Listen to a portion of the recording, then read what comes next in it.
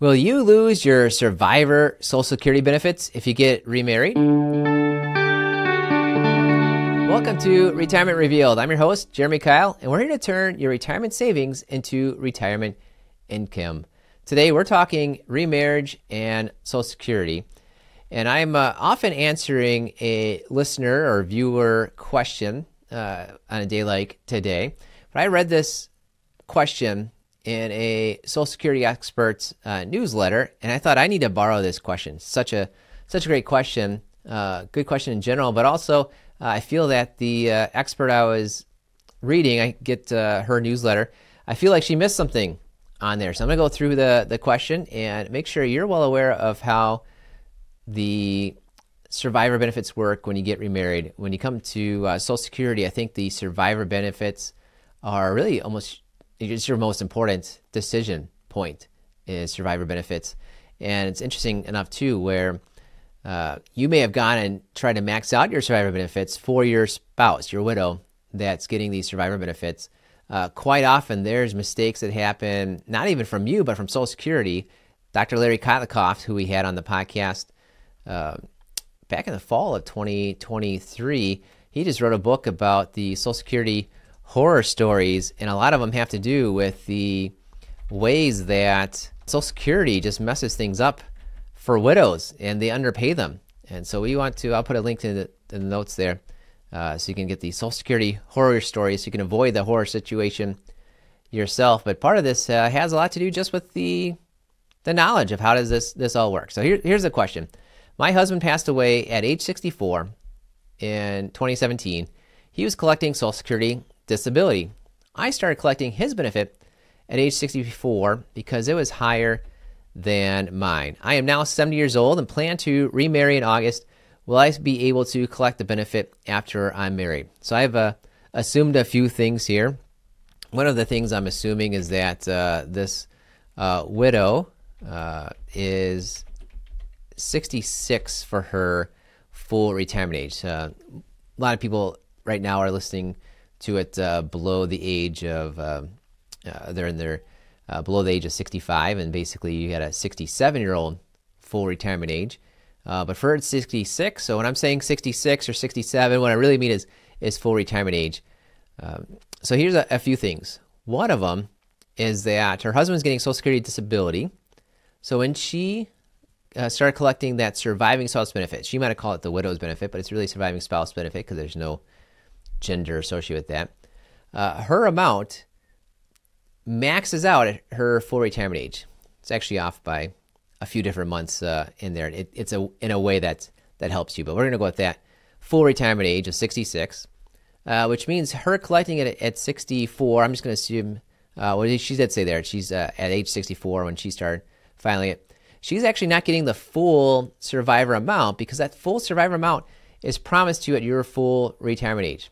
And again, for some people, there's this mismatch on the survivor full retirement age. It only helps you. It's only a benefit. So I'm not going to get into that detail. But a lot of people think about spousal and survivor. And when you're thinking of spousal, you're thinking, I get half of what he was getting. And in reality, it's I get a promise that's half of his promise. It's the same thing that works with a survivor, where you might think, well, he's getting this dollar amount, I'll get that same amount. You get that same amount as a promise at your full retirement age. So I'll throw some numbers on here. If your survivor amount is $2,000, so it's $2,000, and here I'm going to make her age 67 for her full retirement age, just so I can get my math right on it. So if age 67 is your full retirement age, and your survivor amount then is $2,000, and you take it 3 years early at age 64, for a lot of you listening, that's going to be the situation. That's a 20% pay cut because you could have got the $2,000 at the full retirement age, and instead you get a 20% pay cut, so that's $1,600. And I'm going to keep going with that number right here. So she took that, and let's just say it's $1,600 that she took, where she said it's because it's a higher benefit than she could have got. And I'm going to say, what if $1,500 is her full retirement age benefit? So $1,500 is her full retirement age benefit, which means being 3 years younger than full retirement age. That's a 20% pay cut as well. That would be $1,200, right? Okay, so that's your pay cut. Of course, you're going to get $1,600 instead of $1,200. Now, it says, I am now 70 years old, plan to remarry. Will I still be able to collect the benefit? Well, this Social Security expert very correctly pointed out that yes, she's allowed to get the benefit. Doesn't have to do with her husband's age. Doesn't have to do with her age when she collected the benefit. What matters is she did not get remarried below age 60. So if you're widowed, if you're a surviving spouse, and you're collecting those survivor benefits, and you get married below the age of 60, then your surviving benefits, your widow's benefits from your prior spouse, the one that died, they go away because you got remarried below the age of 60. I was giving a presentation, Social Security presentation once, quite a few years ago, and this couple came up to me and said, thank you so much for the presentation. We want to let you know we're getting married in September. And I said, well, congrats. What's with September? Why are you telling me this? Basically. He said, well, because my birthday, I turned 60 in August, and here it is springtime. We're wanting to get married sometime this year, not sure exactly when. So we haven't set a date or anything, but we discovered from the presentation there that for her, if she got married in July, she got married in August, the day before her birthday of turning 60, she would have lost out on her surviving spouse benefits. But her being married, she wasn't even collecting those benefits, but her getting married after the age of 60 allowed her to collect her surviving benefits from that first spouse. So here we are talking about this one particular example where she started getting those benefits after 64. That's kind of immaterial, but it tells you one thing: she's over 60. So it doesn't matter what age. She might have got remarried before she started collecting those survivor benefits. The fact is that she can continue on with the survivor benefits. They also point out, this expert points out, now that you've been married, or once you get married for 1 year, you could actually switch to your husband's amount. Now we're talking spousal. And of course, spousal is 50% of a promise compared to the full promise with survivorship. So unlikely for the new spouse, their benefits, half of their benefits as the starting point. It's unlikely that number is going to be higher than the surviving spouse, but they're very correct that you're right on. You could switch over if it is. It's worth asking if you've got that ability, you ought to switch over. But where the person missed, and I think you want to remember too for quite a few people, is that when she signed up for age 64, surviving spouse benefits, and I'm going with this number of $2,000 of a promise, 20% pay cut gives her $1,600, which is more than her full retirement age amount of $1,500. I'm making up these numbers for the example. But now that she's turning 70, she has never filed for her retirement benefit. Her own retirement benefit has been growing this entire time. So her $1,500 promise, and I'm going to stick consistent here. I told you at the beginning it's age 66, but I switched it quickly to 67. I'm going to be consistent here. Her age 67 full retirement age, you get 8% extra per year. That's 24% growth on the $1,500. That means she could be getting $1,860 as a retirement benefit. That's the 24% higher than her own full promise. And so the miss here, and something I don't want you to miss, is that when she filed and got her benefit, survivor benefit, now that she's waited till 70, she could switch over to her own, get $1,860 per month rather.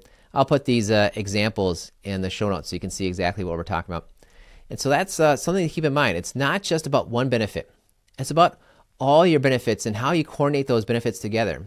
And even if there's no longer two people around, you've got to consider how to coordinate all those benefits. It's interesting. I just have another client just last week. She emailed me. She said, I got a letter from Social Security. She had just turned 69 years old.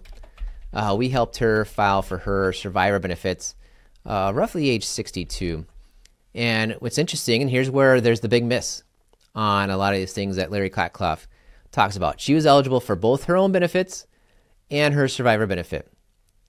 And we said, make sure you get your survivor benefit. We made sure she got her survivor benefit. So that allows her retirement benefit to keep on growing. Keep on growing.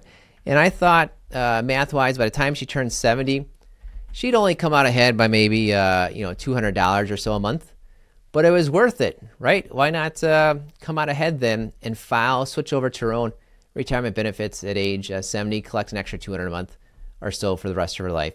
Well, she emailed me last week because when she turned 69, her retirement benefit actually came out ahead compared to her survivor benefit. So the question basically emailed to her or mailed to her by Social Security was, hey, you can get a few bucks more. You can get like 25, 50 bucks more a month on your own. Do you want to switch over?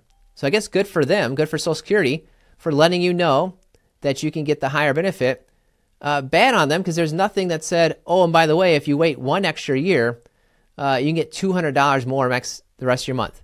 So she would have got the $50 extra a month for 1 year, and for the rest of her life, and missed out on $200 a month for the rest of your life. So we look and say, what do you want, $600 the next year?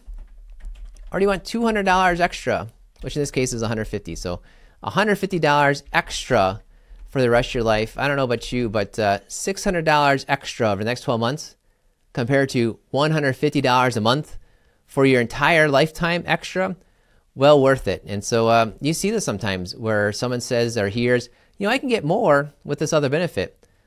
Yes, but if you just wait 1 more year, 2 more years, whatever the number is, you can get vastly more for a vastly longer amount of times. That's why you've got to plug in all the different scenarios. I love working with a software firm. It's called Social Security Analyzer, the #1 most used Social Security analysis software in the country. And they ask for all the benefits that you could get. You could get benefits as a spouse, as a survivor, as yourself. Your kids could get benefits on there. You've really got to coordinate it all together. And while the answer was correct from the Social Security expert that, yes, you're over 60 and you could hold on to your old survivor benefits. And yes, once you're married for a year, you could maybe switch over to the spousal benefits if it's higher, unlikely, but you could. But the miss was, by the way, you just told me you're turning 70 and you never filed for own retirement benefits. You should go to Social Security, find out if you can get the max amount on your own retirement benefits. If it's actually $1 more per month for the rest of your life, why not? You earned it. But quite often, and using my examples here, I'll put that in the show notes, might be an extra $260 a month for the rest of your life, knowing that she could get this retirement benefit at age 70. Social Security and remarriage, survivorship, spousal, it's tricky, and make sure you're definitely looking at all the angles when it comes into there. So I'm glad I found this question. I can pass that along to you. And if you'd like to ask me a question, go ahead to retirement-reveal.com. In the top right, click on Ask Jeremy a Question. Or if you're watching on the Mr. Retirement YouTube channel, go ahead, ask that question in the comments. I get to all those for you. Thank you for listening to the Retirement Reveal podcast. We believe if you know more about your money, you will feel better about your money and you will make better money decisions. Hi, I'm Jeremy Kyle, owner of Kyle Financial Partners. And if you're interested in seeing how we help our clients get more income, pay less in taxes, and avoid big retirement mistakes, make sure to go to KyleFP.com. That's KEILFP.com.